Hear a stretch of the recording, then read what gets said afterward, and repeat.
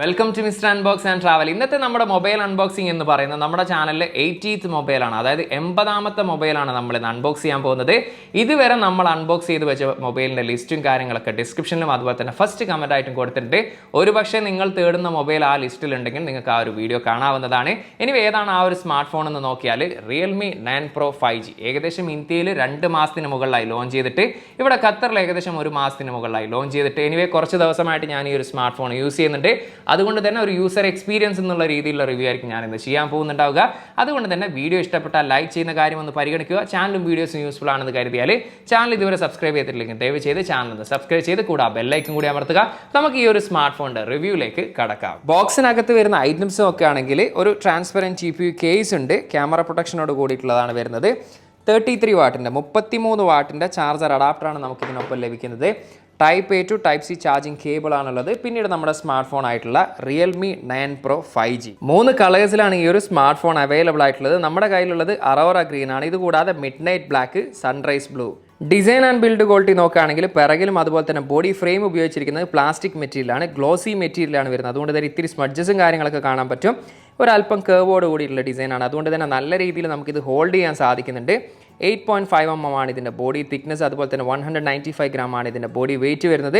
3 ക്യാമറയാണ് പിറകിൽ വരുന്നത്. ഒരു ബോക്സി ഡിസൈൻ ആയിട്ടുള്ള ക്യാമറ മൊഡ്യൂളാണ്, ഒരു ഇത്തിരി ബൾജായിട്ട് നിൽക്കുന്ന ക്യാമറ മൊഡ്യൂളാണ്. എനിവേ റൈറ്റ് സൈഡിലാണ് ഫിംഗർ പ്രിൻറ്റ് സ്കാനറോട് കൂടിയിട്ടുള്ള പവർ ബട്ടൺ ഉൾപ്പെടുത്തിയിരിക്കുന്നത്. മുകൾ വശത്തായിട്ട് നമുക്ക് നോയ്സ് ക്യാൻസലേഷൻ മൈക്ക് കാണാം. അതുപോലെ തന്നെ ലെഫ്റ്റ് സൈഡിലാണ് സിം ട്രോ ഉൾപ്പെടുത്തിയിരിക്കുന്നത്. ഹൈബ്രിഡ് സിം കാർഡ് സ്ലോട്ടാണ്. ഒരേ സമയത്ത് 2 നാനോ സിം കാർഡ് അല്ലെങ്കിൽ ഒരു nano SIM card plus memory card എന്നുള്ളൊരു ഓപ്ഷനിൽ. പിന്നെ സെപ്പറേറ്റ് ആയിട്ട് നിൽക്കുന്ന വോളിയം റോക്കേഴ്സ് നമുക്കിവിടെ ലെഫ്റ്റ് സൈഡ് കാണാം. താഴ്വശത്താണ് നമുക്കിവിടെ 3.5 mm headphone jack, internal mic, Type C charging port, സ്പീക്കറുകൾ. ഇത്രയും കാര്യങ്ങളാണ് നമുക്ക് ഒറ്റ നോട്ടത്തിൽ ഡിസൈനിൽ കാണാൻ സാധിക്കുന്നത്. Overall design and build quality നോക്കുകയാണെങ്കിൽ ഒരു ഡീസൻ്റ് ആയിട്ടുള്ള ഒരു ഡിസൈൻ ആയിട്ട് തന്നെയാണ് ഫീൽ ചെയ്തത്. ഡിസ്പ്ലേയുടെ കാര്യം എടുത്തു കഴിഞ്ഞാൽ 6.6 ഇഞ്ചിൻ്റെ IPS LCD ഡിസ്പ്ലേ ആണ് വരുന്നത്. 120 Hz ആണ് റിഫ്രഷ് റേറ്റ് വരുന്നത്. 240 Hz ആണ് ഇതിൻ്റെ touch sampling rate. Full HD+ ആണ് റെസൊല്യൂഷന്. 400 പിക്സൽ പെർ ഇഞ്ച് ആണ് ഇതിൻ്റെ ഡെൻസിറ്റി. എനിവേ ഡിസ്പ്ലേയുടെ ഒരു ക്വാളിറ്റി വൈസ് നോക്കുകയാണെങ്കിൽ നമ്മൾ വെളിയിൽ പോയാലും നമുക്ക് MOLED ഡിസ്പ്ലേയിൽ കാണുന്ന അത്തരത്തിലുള്ള ഒരു ബ്രൈറ്റ്നസ് ലെവൽ നമുക്കിതിൽ ലഭിച്ചിട്ടില്ലെങ്കിൽ നമുക്കൊരു കുറ്റം പറയത്തക്ക രീതിയിലുള്ള ഇഷ്യൂസോ കാര്യങ്ങളൊന്നുമില്ല. അത്യാവശ്യം കാര്യങ്ങളൊക്കെ റീഡ് ചെയ്യാൻ സാധിക്കുന്നുണ്ട്. അതുപോലെ തന്നെ കളേഴ്സൊക്കെ നല്ല ആക്യുറേറ്റ് ആയിട്ടുള്ള കളറാണ്. അതുപോലെ തന്നെ ഷാർപ്പായിട്ടുള്ള ഡിസ്പ്ലേ ക്വാളിറ്റിയാണ് കാണുന്നത്. വ്യൂയിങ് ആംഗിളിലും വലിയ ഇഷ്യൂസോ കാര്യങ്ങളൊന്നുമില്ല. അപ്പോൾ ഓവറോൾ ഡിസ്പ്ലേ ക്വാളിറ്റി വൈസ് നോക്കുകയാണെങ്കിൽ ഈ ഒരു പ്രൈസ് സെഗ്മെന്റിൽ നമുക്ക് ഒരു എബോവ് ഡീസൻറ്റ് ഡിസ്പ്ലേ ആയിട്ട് തന്നെ കണക്കാക്കാം. എങ്കിലും MOLED കൊടുത്തിരുന്നെങ്കിൽ കുറച്ചും കൂടി ബെറ്റർ ആയേനെ. Qualcomm Snapdragon 695 എന്ന് പറയുന്ന 5G ചിപ്സെറ്റ് ആണ് ഈ ഒരു സ്മാർട്ട് ഫോണിൽ വരുന്നത്. 6 nm ആണ് ചിപ്സെറ്റ് സൈസ്. ഒക്ടാകോർ 2.2 GHz ആണ് ക്ലോക്ക് സ്പീഡ്. Adreno 619 എന്ന് പറയുന്ന GPU ആണ് ഈ ഒരു സ്മാർട്ട് ഫോണിൽ യൂസ് ചെയ്തിരിക്കുന്നത്. എനിക്ക് ഇത്രയും ദിവസം യൂസ് ചെയ്ത എക്സ്പീരിയൻസ് പറയുകയാണെങ്കിൽ എനിക്ക് പറയത്തക്ക രീതിയിൽ ഇഷ്യൂസോ കാര്യങ്ങളൊന്നും ഫേസ് ചെയ്യേണ്ടി വന്നിട്ടില്ല. കാരണം നല്ല രീതിയിൽ തന്നെ ഇത് സ്മാർട്ട് ഫോൺ യൂസ് ചെയ്യാൻ സാധിച്ചിട്ടുണ്ട്. വളരെ ലാഗ് ഫ്രീ ആയിട്ടും സ്മൂത്ത് ആയിട്ടും തന്നെ ഈ ഒരു സ്മാർട്ട് ഫോൺ യൂസ് ചെയ്യാൻ സാധിച്ചിട്ടുണ്ട്. എങ്കിലും ഇതാണ് ഏറ്റവും ബെസ്റ്റ് പ്രൊസസ്സർ എന്ന് ഞാൻ പറയുന്നില്ല. എങ്കിലും വലിയ ഇഷ്യൂസോ കാര്യങ്ങളൊന്നും ഇല്ലാത്ത ഈ ഒരു പ്രൈസ് സെഗ്മെന്റിൽ അത്യാവശ്യം ഡീസൻ്റ് ആയിട്ടുള്ള ഒരു പെർഫോമൻസ് തന്നെ ഈ ഒരു സ്മാർട്ട് ഫോൺ കാഴ്ചവെച്ചിട്ടുണ്ട്. 6GB റാമിൽ 128ഉം 8GB റാമിൽ 128 എന്ന് പറയുന്ന 2 മെമ്മറി വേരിയന്റിലാണ് അവൈലബിൾ ആവുന്നത്. ഇത് കൂടാതെ തന്നെ മെമ്മറി നമുക്ക് എക്സ്പാൻഡ് ചെയ്യാനും സാധിക്കും. ഇതോടൊപ്പം തന്നെ 8GB കൂടാതെ തന്നെ അപ് ടു 5GB വരെ നമുക്ക് റാം എക്സ്പാൻഷൻ കൂടി ചെയ്യാൻ സാധിക്കും. കണക്ടിവിറ്റിയുടെ കാര്യം എടുത്തു കഴിഞ്ഞാൽ നമ്മളിപ്പോൾ അൺബോക്സ് ചെയ്ത് വെച്ചിരിക്കുന്ന സ്മാർട്ട് ഫോൺ എന്ന് പറയുന്നത് ഇന്റർനാഷണൽ അല്ലെങ്കിൽ ഗ്ലോബൽ വേർഷൻ ആണ്. അതുകൊണ്ട് തന്നെ 13ഓളം 5G ബാൻഡ് ഇതിൽ സപ്പോർട്ടാണ്. അതേസമയം തന്നെ ഇന്ത്യൻ വേരിയന്റിൽ വെറും 5 5G ബാൻഡ് ആണ് സപ്പോർട്ടായിട്ട് വരുന്നത്. ഡ്യുവൽ 5G സപ്പോർട്ടാണ്. ഇതുപോലെ തന്നെ ഡ്യുവൽ 4G LTE ഇതിൽ സപ്പോർട്ടാണ്. ഡ്യുവൽ ബാൻഡ് വൈഫൈ സപ്പോർട്ടാണ്. ബ്ലൂടൂത്തിന്റെ 5.1 ആണ് വേർഷൻ വരുന്നത്. ഈ ഒരു ഗ്ലോബൽ വേർഷനിൽ NFC കൂടി സപ്പോർട്ടാണ്. ആൻഡ്രോയിഡ് 12ലാണ് ഈ ഒരു സ്മാർട്ട് ഫോൺ പ്രവർത്തിക്കുന്നത്. Realme UI വേർഷൻ വരുന്നത് 3.0 ആണ് വരുന്നത്. ഇപ്പോൾ സോഫ്റ്റ്വെയർ എക്സ്പീരിയൻസിന്റെ കാര്യം എടുത്തു കഴിഞ്ഞാൽ ചെറുതായിട്ട് ആഡ്വേഴ്സും ബ്ലോട്ട്വേഴ്സും ഒക്കെ ഉൾപ്പെടുന്ന ഒരു യൂസർ ഇന്റർഫേസ് തന്നെയാണ് വരുന്നത്. പക്ഷേ ഒരുപാട് കുത്തി നിറച്ചിട്ടൊന്നുമില്ല.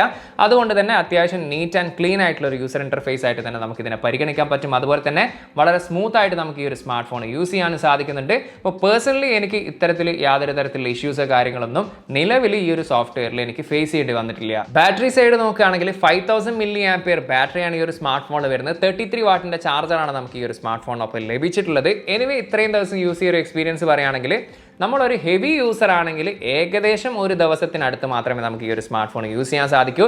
അതല്ല നമ്മളൊരു നോർമൽ യൂസർ ആണെങ്കിൽ ഒരു ദിവസത്തിന് മുകളിൽ നമുക്ക് ഈ ഒരു സ്മാർട്ട് ഫോൺ യൂസ് ചെയ്യാൻ സാധിക്കും. സിംഗിൾ സ്പീക്കർ ആണ് ഈ ഒരു സ്മാർട്ട് ഫോണിൽ വരുന്നത്.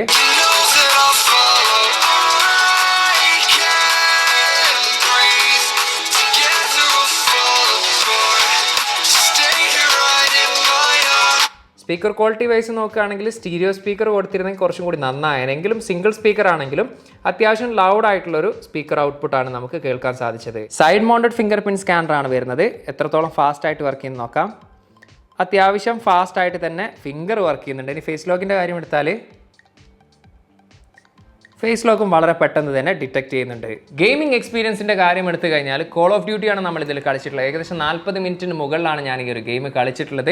എൻ്റെ ഒരു പേഴ്സണൽ എക്സ്പീരിയൻസ് പറയുകയാണെങ്കിൽ നമ്മൾ ഇത്രയും കാലം ഒരുപാട് അൺബോക്സ് ചെയ്തിട്ടുണ്ട് ഈ ഒരു പ്രൈസ് സെഗ്മെന്റിലെ സ്മാർട്ട് ഫോണ്. അത്തരത്തിൽ നോക്കുകയാണെങ്കിൽ one of the best gaming experience തന്നെയാണ് ഈ ഒരു പ്രൈസ് സെഗ്മെന്റിൽ നമുക്ക് Realme 9 Proയിൽ കാണാൻ സാധിക്കുന്നത്. യാതൊരു തരത്തിലുള്ള ഫ്രെയിം റേറ്റ് ഇഷ്യൂ എനിക്ക് ഫേസ് ചെയ്യേണ്ടി വന്നിട്ടില്ല. അതുപോലെ തന്നെ ലാഗ് ഫ്രീ ആയിട്ടും വളരെ സ്മൂത്ത് ആയിട്ട് ഗെയിം കളിക്കാൻ സാധിച്ചിട്ടുണ്ട്.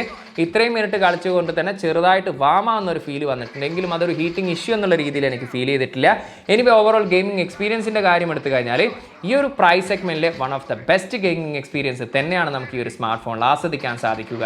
3 ക്യാമറയാണ് പിറകിൽ വരുന്നത്. 64 megapixel main lens, 8 megapixel ultra wide, 2 mega പിക്സലിൻ്റെ മാക്രോ ലെൻസ് ആണ് വരുന്നത്. എനിവേ റിയർ ക്യാമറയിൽ എടുത്തിരിക്കുന്ന ഫോട്ടോസിനെ കുറിച്ച് പറയുകയാണെങ്കിൽ ഒറ്റ വാക്കിൽ നമുക്ക് പറയാൻ സാധിക്കും എന്ന് പറയുന്ന ഒരു എബവ് ഡീസൻ്റ് ആയിട്ടുള്ള ക്യാമറ പെർഫോമൻസ് നൽകുന്ന സ്മാർട്ട് ഫോൺ എന്ന് പറയാൻ സാധിക്കും. അല്ലാതെ ഈ ഒരു പ്രൈസ് സെഗ്മെന്റിൽ ഏറ്റവും ബെസ്റ്റ് എന്നുള്ള ഒരു ഒപ്പീനിയൻ എനിക്കില്ല. അതുപോലെ തന്നെ കളേഴ്സിൻ്റെ ഒക്കെ കാര്യം എടുത്തു കഴിഞ്ഞാൽ മിക്ക ഫോട്ടോസും നമുക്കൊരു ഇത്തിരി സാച്ചുറേറ്റഡ് ആയിട്ടുള്ള ഫോട്ടോ ഔട്ട്പുട്ട് ആയിട്ടാണ് നമുക്ക് ഫീൽ ചെയ്തിട്ടുള്ളത്. എനിവേ മെയിൻ ലെൻസിൽ എടുത്തിരിക്കുന്ന ഫോട്ടോസൊക്കെ നോക്കുകയാണെങ്കിൽ അത്യാവശ്യം നല്ല രീതിയിലുള്ള ഡീറ്റെയിലും ഷാർപ്നെസ്സും നൽകുന്ന ഫോട്ടോസ് തന്നെയാണ് നമുക്ക് ലഭിച്ചിട്ടുള്ളത്.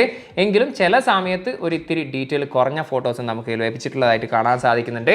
HDR പെർഫോമൻസ് അത്യാവശ്യം നല്ലത് തന്നെയാണ്. അതുപോലെ തന്നെ ഈവൻ ഈ ഒരു പ്രൈസ് സെഗ്മെന്റ് നോക്കുകയാണെങ്കിൽ നൈറ്റ് പെർഫോമൻസിൻ്റെ കാര്യം എടുത്തു കഴിഞ്ഞാലും നമുക്കൊരു ഡീസൻ്റ് ആയിട്ടുള്ള ക്യാമറ പെർഫോമൻസ് ആയിട്ട് തന്നെ പരിഗണിക്കാൻ സാധിക്കും. അതുപോലെ അൾട്രാ വൈഡ് ലെൻസിൽ എടുത്തിരിക്കുന്ന ഫോട്ടോസിനെ കുറിച്ച് നോക്കുകയാണെങ്കിൽ വലിയ രീതിയിലുള്ള ഡീറ്റെയിൽസും കാര്യങ്ങളൊന്നും നമുക്കിതിൽ ലഭിച്ചിട്ടില്ല. അതുകൊണ്ട് തന്നെ നമുക്കൊരു ഓക്കെ ലെവൽ പെർഫോമൻസ് ആയിട്ട് മാത്രമാണ് ഫീൽ ചെയ്തിട്ടുള്ളത്.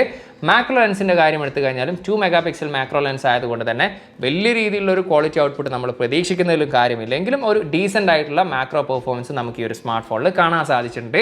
ഇനി 16 മെഗാ പിക്സലിൻ്റെ പഞ്ച് ഹോൾ ക്യാമറയാണ് സെൽഫി ക്യാമറ ആയിട്ട് ഉൾപ്പെടുത്തിയിരിക്കുന്നത്.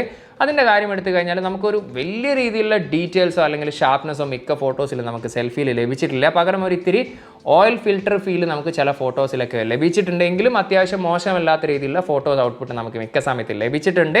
ചില സമയത്ത് നാച്ചുറൽ കളർ ഔട്ട്പുട്ടും ചില സമയത്ത് ഒരു ഇത്തിരി സാച്ചുറേറ്റഡ് ആയിട്ടുള്ള ഫോട്ടോസാണ് ലഭിച്ചിട്ടുള്ളത്. ഈവൻ HDR പെർഫോമൻസ് നല്ലതാണ്, ഡേലൈറ്റ് പെർഫോമൻസ് നല്ലതാണ്. പോർട്രേറ്റിൻ്റെ കാര്യം എടുത്തു കഴിഞ്ഞാലും ഈ ഒരു പ്രൈസ് സെഗ്മെന്റ് നോക്കുകയാണെങ്കിൽ അത്യാവശ്യം ഡീസൻ്റ് ആയിട്ടുള്ള ഒരു പോർട്രേറ്റ് ഫോട്ടോസാണ് നമുക്ക് ലഭിച്ചിട്ടുള്ളത്.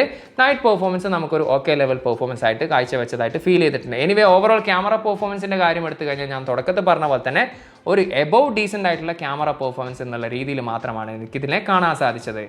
Realme 9 Pro 5Gയുടെ വീഡിയോ ഫുട്ടേജ് ആണിത്. Full HD 30 frame per second ആണ് മാക്സിമം വീഡിയോ റെസൊല്യൂഷന്. കളേഴ്സ് ഒരു ഇത്തിരി സാച്ചുറേറ്റഡ് ആയിട്ടാണ് ഫീൽ ചെയ്തത്. അതുപോലെ തന്നെ HDR ഒക്കെ അത്യാവശ്യം നല്ല രീതിയിൽ പെർഫോം ചെയ്യുന്നുണ്ട്. സ്റ്റെബിലിറ്റി നമുക്കൊരു എബോവ് ആവറേജ് ആണെന്ന് പറയാം. അതുപോലെ തന്നെ ഓവറോൾ വീഡിയോ ക്വാളിറ്റിയെ കുറിച്ച് പറയുകയാണെങ്കിൽ ഒരു എബോവ് ആവറേജ് പെർഫോമൻസ് ആയിട്ടാണ് ഫീൽ ചെയ്തത്.